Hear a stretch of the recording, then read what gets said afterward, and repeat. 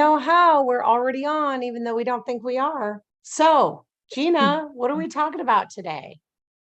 We're going to talk about our EMPHORY practice it's actually number 6, but I counted backwards. I counted backwards because I needed to mess with you, in terms Clearly. and it's everything is in constant change. So we're going to Cool. chat about that practice today. Let's chat about that. We all know historically that this is one of your favorites. Yeah. Tell us what you love or don't love about it, or why it was your favorite. I do love it more and more. It actually, I think this has always been a really double-edged sword concept to me. Everything is in constant change because so much of what I was experiencing was uncomfortable that I was really excited by the idea that nothing lasts forever, right? Like that was more of how I interpreted that. Or everything is impermanent is another example of kind of how I had heard it. But it was more from this idea of like escaping something that wasn't yummy for me. And I, in even recent days, have realized how permanent I actually thought everything was. My belief systems, thoughts, like decisions I've made. I thought so many of those things were permanent fixtures. And I think that's why that was such a tough one for me, because everything around me felt so concrete. Even though I appreciated the idea of impermanence to escape, I didn't appreciate it because it also felt insecure in the footing. Because if everything is more concrete, I at least know where I stand. Where if everything's in constant change, I don't always know what I'm going to step into. Yeah.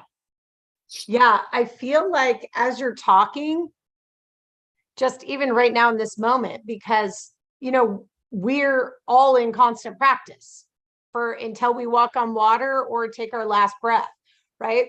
So as you're sitting here saying this, I'm like, oh, you know what? I think one of the reasons that I don't allow this as often is for that very reason. Like, I want things to not get ripped out from underneath me, right? Like that rug getting ripped out from underneath me, and recognizing, oh my gosh, I still have a little bit of that belief. Like it used to be like, that's all I believed, was that I couldn't trust anything. And it would like God in the universe, as soon as I had some footing, it'd rip out from underneath me to test me and make sure I was on my toes, and keep me humble, all those things. And so I recognize I still have a little bit of that when I was like, oh yeah, like I don't want things to be in constant change yet. When I actually tap into it, I'm like, yes, I want things to be in constant change, because it's that every 7 seconds I become a new person. And so that's cool. Yeah, because imagine if we're becoming a new person, but nothing changed. That would feel incredibly stifling. Like that for me. I agree. Like when I think it's kind of, trying to step back into who I once was is just interesting to try to perceive, because I can only perceive from this person now. I can remember, and I can try to step back into who she once was. But like now when I play with everything's in constant change, it is so freeing. And I've been telling you the last few days about just my epiphany about beliefs. And although it's continuing to unfold, I was coaching somebody on beliefs, and they were very certain. And it was like what I would almost consider a, air quote, positive belief, about what their body's capable of.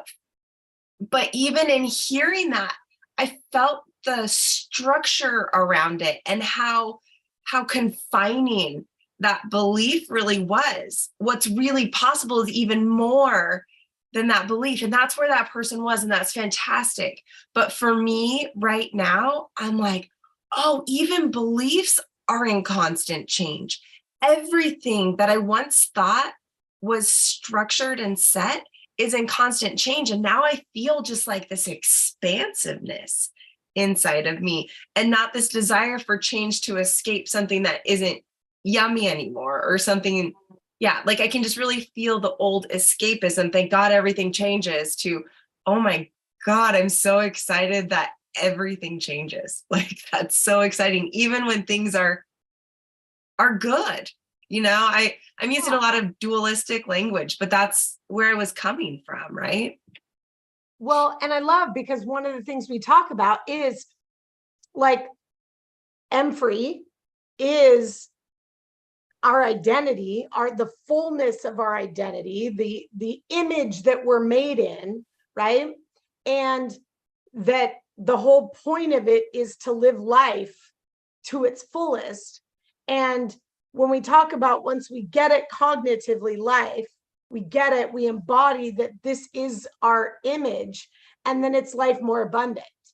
And so that is the ever changing, because it becomes more abundant, but it's not more than the less than. It's just, of course there's more. Of course there's more life. Of course I can enjoy more. Of course I want more kisses. Of course I want to hug my daughter more. Of course I want to go to another movie with her. Of course. And that's in constant change as well, because right now I'm not at the movies with my daughter, but who knows, in a week I might be at the movies with my daughter or whatever, right? Mm-hmm. So yeah, that constant change not having to be like the foundation that we stand on, just the way that we're experiencing the fullness of life. Yeah, I love how you're talking about the foundation, because that I think was the difference in understanding. Back there it was where my footing was, as opposed to like the operation in which I'm functioning in the environment, I guess. Those aren't the right words, but you know what I'm trying to, yeah. Go. Ooh, because yes, this is what just came up. Because everything's in constant change is a practice for a human. Mm-hmm. Right? Because in reality, nothing changes in our spirit, because nothing changes. Because it is. Because it just is. Yeah. It's the self-evidentness of the law. Right? Mm-hmm. So, and that is our foundation. Right? Yeah. So allowing the foundation to be unchanging. Mm-hmm. Yet the experience that we're in is constantly changing, and being Yeah, able to and make that distinction.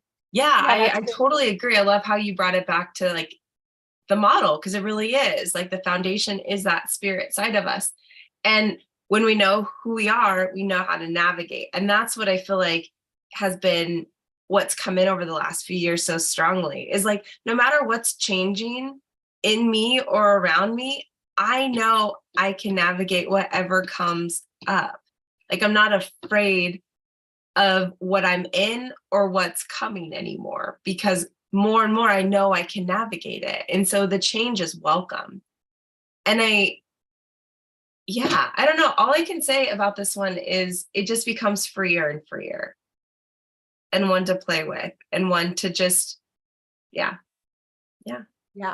Well, and I love that you just said that whole, like, when we know who we are, we'll know how to navigate. And so much of my past, right, in my anxiety and my overwhelm and my overthinking, right, my overthinking and my worry and my have to control everything, was because I didn't know that I was capable of navigating anything that came up, because I thought it was just me and my human and what my human knew. But one of our practices is we don't know what we don't know, and that's on our human side as well. And so to try to trust something that by nature we'll never know anything other than this moment, to know something about navigating, well, no wonder like I was a complete psychopath, and like couldn't regulate my own life or my own emotions or my own thoughts. Like I had zero control over my own thoughts. Right. Mm-hmm. And so I thought, if I control all of this out here, then my thoughts won't go run rampant, because this will all be okay. So I'll be okay. So I love that you brought that up, because I think that is one of the greatest benefits of learning, studying, practicing EMPHORY, is because it is a deeper knowing of who I be. And when I know who I be, then nothing out here has, like, there's no worry, there's no fear, there's no anxiety, there's no overthinking, because if it shows up, I'll just know how to navigate it because I know who I am. So yeah, that's really good. No, I love that. And linking it to the human, right? Like our human is always becoming. And I know you've been talking about this lately, like this idea of linear. We think of things being linear because that's our human, but it's more like a circle, not so linear. And I almost think of it as like a spiral that continues to, like, it's at a different point all the time. The low is never as low, the high is never as high, and high and low don't mean good or bad. It's just a perspective or a vantage point of where we're at, right? And this idea of so many people that I've coached, even myself, I get to a place that I feel like I've been to before, whether it's a place of like learning something or a struggle I might be having. And it's like, oh my God, I can't believe I'm here again. Right. And this everything is in constant change. My human's always becoming, like, the fact that it can never actually be the same again gives me so much peace, in that it's always a new vantage point. I'm always operating from a new perspective, even if the footing beneath me is like a grain of sand different. It's different. I'm like a grain of sand taller, which means my perspective has shifted, and it always is. So there's always something more and new available because everything's in constant change. And that really, I can see how that might feel anxiety provoking depending on where you're operating from. But again, for me, more and more and more, that's exciting news. Yeah, and I think that's really like one of the indicators of where you're at in your consciousness development, right? Because if the idea of constant change like tweaks you and sets you off, that is a huge invitation into like truly knowing your identity in spirit, right? Or if it's exciting, then you know you've embodied a significant aspect of your identity in spirit. Right? For sure. So even that's just an indicator. And again, not better or worse, not more, not this, not further along in the continuum, just different. Just how am I navigating different? How am I enjoying my life? Less or more? I love that. And for people that are listening, like that's an invitation to you to play with this a little bit, to like it, when you hear everything's in constant change, where does that land? How does that feel? Like, what do you notice when you're experiencing that? Does it feel freer? Does it feel more constrictive? What's going on? And just allow that to guide you in knowing you, because that's really what EMPHORY is. It's this way to know who you be, who you are. And it's just constantly full of invitations to know you better. Yeah. I think this is not necessarily a part of exactly what we're talking about, but I mean, it kind of is, but this just came up. So I feel like I need to say it. Really recognizing that if something changes or you get feedback in your life and the thing that comes up is, oh yeah, this is what's wrong with me now, this is what's wrong with me now, this is what's, oh, now this thing's wrong with me, right? It's almost like the constant change is a constant reminder of what's wrong with you. And that in itself is such a beautiful invitation. into shifting that focus of what's wrong with me to what's right with me, right? Because, you know, part of our model really rests on the fact that most of our life we're trying to do the things that we know will make us right. But the whole framework of EMPHORY is based on you're already right. You're already in right standings before God, before like the universe, that like you're already in right standings as who you be, and function from there. And so now the constant change is an invitation to see more of what's right about you, more of what's available, more of what's possible, instead of, oh, look, I think about, we use this example a lot, the cover of The Big Leap, right? Where the fish is in the little fish bowl, but it's leaping out into the bigger fish bowl. Well, the minute we leap into a bigger fish bowl, i.e. a greater awareness of consciousness or what consciousness is, then the more empty space there is, and the more empty space we can get caught up in that wrongness of us. And so the constant change will be always exposing what's wrong with you, or it can expose, oh my gosh, look how much more I have to experience, to discover, to, right? And making that shift will allow this particular practice, everything's in constant change, to actually be a more yummy experience instead of like not so yummy. I love that you brought that up, because again, that's one of the core pieces of this, that understanding, that recognition of, yeah, we've been trained to find the wrongness. And so it really is just a practice to remember our rightness. And it's really just a choice in the moment to refocus once you become aware that you've been focusing on the wrongness. Because even when we're talking about in the beginning, like my idea of escape was really a focus on the wrongness. Like, I need to escape the wrong thing, the thing that's not working, the bad thing about me. I need to shift something so I can be righter instead of remembering I'm right, which invites me into more rightness. Yeah. Yeah. Yeah. Because whatever you focus on grows. Yeah, it does. Yeah, it does. Well, cool.